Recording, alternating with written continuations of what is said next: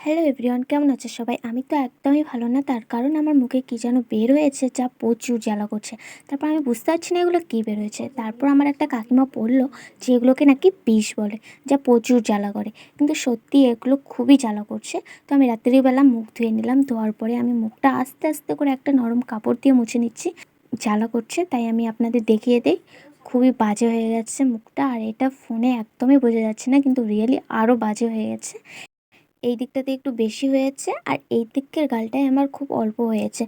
বেশি বোঝা যাচ্ছে না, অল্প অল্প বোঝা যাচ্ছে। আর আমি নিয়ে নিলাম ভ্যাটনাভিসি, এটা খুবই কার্যকর। মুখের দাগ মেশানো, এমনকি কেটে গেলে সেই জায়গায় লাগিয়ে দিলে তাড়াতাড়ি ভালো হয়ে যায়। আর এটা শেষ হয়ে গেছে, আর আমাদের বাড়িতে এটা সবসময় এনে রাখা হয়, কারণ আমি বেশি হাত পা কেটে ফেলি, সেই জন্য। আর আজকে আমার এটা গালের জন্য খুবই কার্যকর। আর আমার আম্মু আমাকে বলল যে ভ্যাটনাভিসিটা গালে লাগিয়ে দে, তাহলে তাড়াতাড়ি ভালো হয়ে যাবে। আর আমি আম্মুর কথা শুনে ভ্যাটনাভিসি খুব আস্তে আস্তে গালে লাগাচ্ছি। তারপরেও আমার এত জ্বালা করছে, গালে হাতই দেওয়া যায় না। তারপরেও আমি খুব কষ্ট করে লাগিয়ে নিলাম, আর আমার একটুও ভালো লাগছে না, কারণ খুবই জ্বালা করছে। তাই আমি আপনাদের আর কিছু বলবো না। সবাই ভালো থাকো, সুস্থ থাকো। Bye bye.